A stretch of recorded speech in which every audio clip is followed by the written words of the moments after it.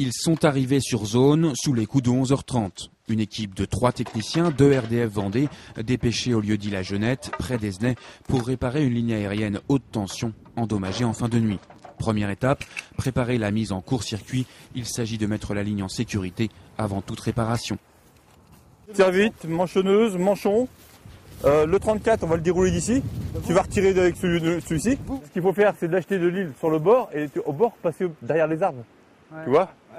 Les techniciens vont alors pouvoir se mettre à l'ouvrage. Le cas de figure n'est pas simple. Il faut repêcher un fil électrique tombé à l'eau suite à la chute d'un arbre. La difficulté, c'est de faire passer le fil par-dessus l'étang en évitant les arbres, en fait. On a une gîte d'arbres à droite, une gîte d'arbres à gauche.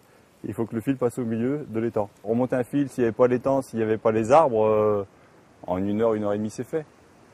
Mais là, ça va être plus long.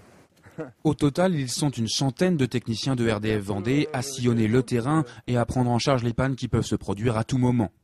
Ces 100 techniciens donc interviennent sur les lignes 20 000 volts après que l'autocicatrisation ait pu fonctionner. C'est-à-dire que vous avez des automatismes qui permettent de réalimenter les lignes 20 000 volts automatiquement en 1 minute et demie. Ici, nous sommes non loin de La Roche-sur-Yon dans ce qu'on appelle un poste source. Au nombre de 33 sur le département, ils sont équipés de multiples disjoncteurs. Et ce n'est en effet que lorsque les tronçons sains ont été réalimentés au niveau des postes sources donc, que les équipes techniques interviennent alors sur le terrain pour localiser avec précision l'endroit qui pose problème.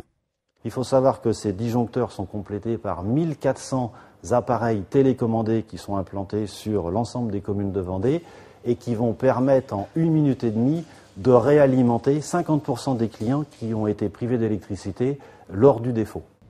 Pour les autres, il faudra patienter souvent plusieurs heures avant que les équipes techniques ne raccordent les fils électriques, les remontent sur les poteaux et renvoient enfin l'électricité.